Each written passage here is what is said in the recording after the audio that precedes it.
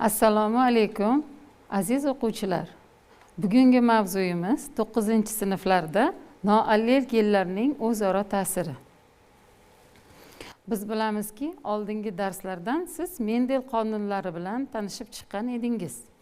Mendel qonuniga muvofiq genlar mustaqil holda irsiylanar edi. Lekin har bir gen mustaqil irsiylanish xususiyatiga ega emas. Ya'ni bir belgini rivojlanishini yuzaga chiqarib bera olmaydi. Chunki har bir organizm genotipi o'ziga xos bo'lgan undagi genlar yig'indisiga va ularni bir-biri bilan belgilar orasidagi o'zaro munosabat bilan chambarchas bog'liq.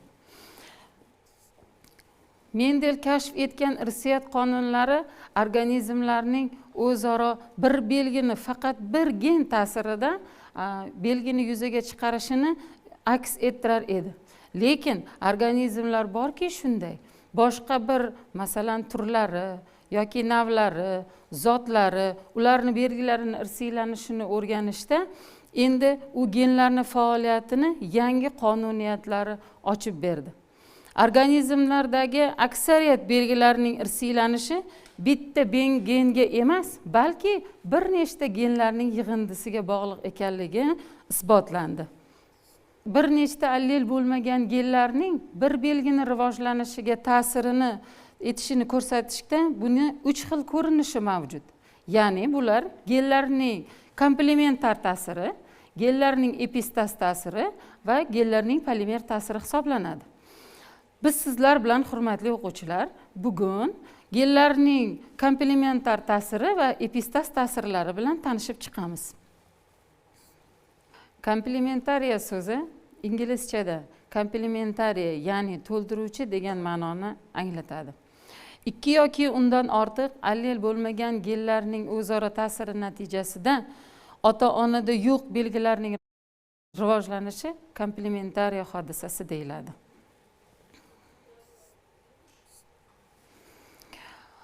Mana bu ekranda ko'rib turganimiz bu oshqovoq o'simligini belgilarining irsiylanishini siz bilan komplementar ta'sir asosida ko'rib chiqamiz. Odatda oshqovoq mevasini 3 xil tipdagi meva shakli farq qilinadi. Buni birinchisi yumaloq, ikkinchisi gardishsimon va uchinchisi uzunchoq meva xillari. Mana bunda ko'rinib turibdiki, sharsimon mevali o'simliklarni genotip jihatdan bir-biridan o'zaro farq qiladi-da, lekin ular fenotip jihatidan sharsimon shaklga ega. Bularda agar bir belgini rivojlanishida fenotip jihatidan bir xil, lekin genotip jihatidan o'zaro farq qiluvchi ota-ona organizmlar o'zaro chachishtirilgan vaqtda F1 avlodlarda mana bunday gardishsimon, ya'ni ota-onada yo'q belgilar shakllanib chiqadi. Mana bu har bitta F2dagi tarqalgan hamma o'simliklarni shakl jihatidan ular gardishsimon holatida bo'ladi, shaklga ega bo'ladi. Agar biz F1 avlod o'simliklarini o'zaro chachishtirgan vaqtimizda ana shu gardishsimon o'simliklarni hammasini genotip jihatdan bir xil o'simliklardan ota-ona organizmlar ajratib olib, ularni chachishtirgan vaqtimizda F2 o'simliklarimizda quyidagicha ajralishlar ro'y beradi. Ya'ni agar dominant gen birga kelgan holda bir vaqtni o'zida bitta organizmda kelsa, bunda ota-onada yo'q gardishsimon belgilar hosil bo'ladi. Gardishsimon bo'lishiga sabab ikkita dominant belgini bir vaqtda bitta organizmda hosil bo'lishi natijasida ota-onada yo'q yangi belgilar paydo bo'ladi. Agar sharsimon belgini olib qaraydigan bo'lsak, uni genotipida har qaysi dominant gen alohida kelgan vaqtda ham uni shaklini yumaloq bo'lishini ta'minlab beradi. Uzunchoq shaklga ega bo'lgan o'simliklarimizni mevalarida esa har bitta gen retsessiv holda irsiylanadi. Mazkur shakl bo'yicha miqdoriy nisbati 9:6:1 nisbatga ega bo'ladi. Bu fenotipik guruhlar genotiplarini umumlashtirgan holda F2ni quyidagicha ifodalashimiz mumkin. Katta A, bu yerda men yulduzcha qo'yib qo'yganman, sababi bunga xoh u kichkina retsessiv belgi bo'lsin, kichkina B xoh katta B bo'lsin, katta A bo'lsin, Buni farqi yo'q. Uni mevalarining rangi gardishsimon bo'ladi. Ya'ni bu olingan mevalarimizni ichida 9 tasi mana shunday shaklga ega bo'ladi. Ikkinchi olgan genotiplarimizda esa agar dominant genlarni ikkalasidan bittasi alohida kelgan vaqtda ham mevani shakli yumaloq bo'lishiga erishiladi. Bunday genotipga ega bo'lgan mevalar soni 6 tani tashkil etadi va oxirgisi bunda retsessiv holda irsiylanadigan belgilar retsessiv holdagi radikallar orqali ham uzunchoq mevalarni hosil qilishi bu bittani tashkil etadi. Shunday qilib yuqorida biz ko'rsatgan F2 duragaylari avlodlari ota-ona organizmida yo'q, ikkita fenotipga ega bo'lgan organizmlar hosil qildi. Ya'ni bular gardishsimon, ikkinchisi uzunchoq. F1 avlodlarimizni o'zaro chachishtirgan vaqtimizda F2 duragaylari orasida ikki xil ota-onada yo'q belgilar paydo bo'ldi. Ya'ni bular gardishsimon va uzunchoq mevali o'simliklar. Ularni paydo bo'lishi ikki juft allel bo'lmagan genlarni o'zaro ta'siri natijasida, ya'ni komplementar ta'sir natijasida ro'yobga chiqdi. Meva shaklini gardishsimon bo'lishi esa dominant holdagi katta A va katta B belgilari allel bo'lmagan genlarning komplementar ta'siri oqibati hisoblanadi. Meva shaklini uzunchoq bo'lishi esa retsessiv holdagi gomozigota organizmlarni allel bo'lmagan genlar komplementar ta'siri ostida yuzaga chiqadi.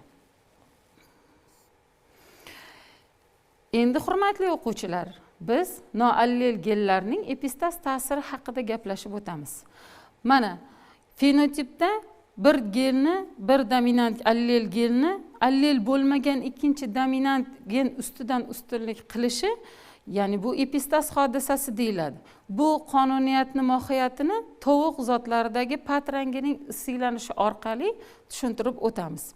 Patlari oq rangiga ega bo'lgan ikkita tovuq zotlari fenotipi bir xil bo'lsa ham, lekin ularni genotip jihatdan o'zaro farq qiladi.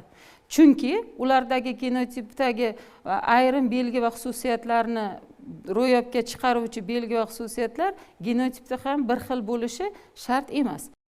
Genlarning epistaz ta'sirini quyidagi tovuq zotlarini, patlarini, rangini irsiylanishida ko'rib chiqamiz. Bunda patini oq rangli bo'lishini belgilovchi genlar katta C va katta C, katta I va katta I. Kichkina C, kichkina C, kichkina I va kichkina I bo'lgan hollarda ham bularni fenotipida genotip jihatdan bir-biridan farq qilsa ham, lekin fenotip jihatdan ular bir xil, ya'ni oq rangli hisoblanadi. Ular o'zaro chachishtirish natijasida olingan F1 avlod duragaylari esa mana bunday genotipga ega, ya'ni katta C, kichkina C, katta I va kichkina I'lardan iborat. Bu tovuq zotlarini hammasi F1 avlodda pat rangini oq bo'lishini ta'minlab beradi. Endi F1 avlodlarini o'zaro chachishtirgan vaqtimizda belgilar bo'yicha quyidagicha ajralish hodisasi yana ro'y beradi. Ya'ni bunda berilgan tovuq zotlarini ayrimlari oq va oq rangli, ayrimlari esa ota-onada yo'q belgi, ya'ni qora rangli tovuqlarni paydo bo'lishiga sabab bo'ladi. Demak, tovuq zotlarini quyidagicha holatlarida, ya'ni ular katta I, ya'ni gomozigota holdagi, dominant holdagi katta I, katta C, katta C. Katta I, kichkina I, katta C va katta C. Yana bir holatda katta I, kichkina I, katta C, kichkina C. Yana bir holatimiz retsessiv holdagi kichkina I va kichkina C. Keyingi holatda bo'lsa katta I, kichkina C, kichkina C. Katta I, kichkina C genotiplari patni doimo oq bo'lishini ta'minlab beradi. Endi kichkina I, katta C, kichkina I, katta C genotiplar esa pat rangini rangli bo'lishini, ya'ni qora bo'lishini ta'minlab beradi. Tovuq zotlarida patlarni oq yoki qora rangli bo'lishi ikki juft allel bo'lmagan genlarga bog'liq. Ularni birinchi jufti katta C, kichkina C bo'lsa, bu genni dominant alleli katta C gomozigota holatida va katta C, kichkina C heterozigota holatida namoyon bo'ladi. patlarning rangini bunday bo'lishini mana shu yuqoridagi keltirilgan duragaylarimiz ta'minlab beradi. Buning kichkinasi holatidagi patni oq bo'lishiniga bu belgilar zamin yaratib beradi. Xo'p, unda allel bo'lmagan ikkinchi juft gen katta I va kichkina I esa bu kattasi bilan kichkinasi genining faoliyatini boshqaradi. Bu gen esa o'z navbatida ingibitor gen deb ataladi. Va katta I gamozigota holatida, katta I, kichkina I holatlarida patni rang beruvchi kattasi genining faoliyatini bu to'xtatadi. Natijada kattasi genotipida bo'lsa ham patni rangli bo'lishini fenotipda namoyon eta olmaydi va pat rangi oqligicha qolaveradi. Shunday qilib, allel bo'lmagan genlarning o'zaro epistaz ta'sirida irsiylanish jarayonida ham duragaylarning avlodlarida ota-onasida yo'q organizmlar, ya'ni yo'q belgilar paydo bo'lar ekan. Genlarni dominant epistaz ta'sirida F2 avlodda 13 dan 3 nisbatda va 12:3 1 nisbatlarda. Retsessiv epistazda esa 9:3 4 nisbatlarda ajralish ro'y beradi. Ya'ni bunda fenotip jihatidan farqlaydigan, tahlil qiladigan bo'lsak, bunda 16 dan 13 tasi oq patli, 16 dan 3 tasi rangli patli yoki qora patli bo'lishi mumkin. Aziz o'quvchilar, bugun sizlar bilan noallel genlarning o'zaro ta'siri turlari, komplementariya va epistaz ta'sirlari oqibatida ota-onada yo'q belgilarning avlodlarda paydo bo'lishi bilan tanishib chiqdik. Sizga uyga vazifa qilib, darslikda berilgan mavzuni o'qib o'rganib, mavzu so'ngida berilgan savollarga javob qaytarasiz va mavzu davomida berilgan tushunchalarni tahlil qilasiz. E'tiboringiz uchun rahmat. Sog' bo'ling.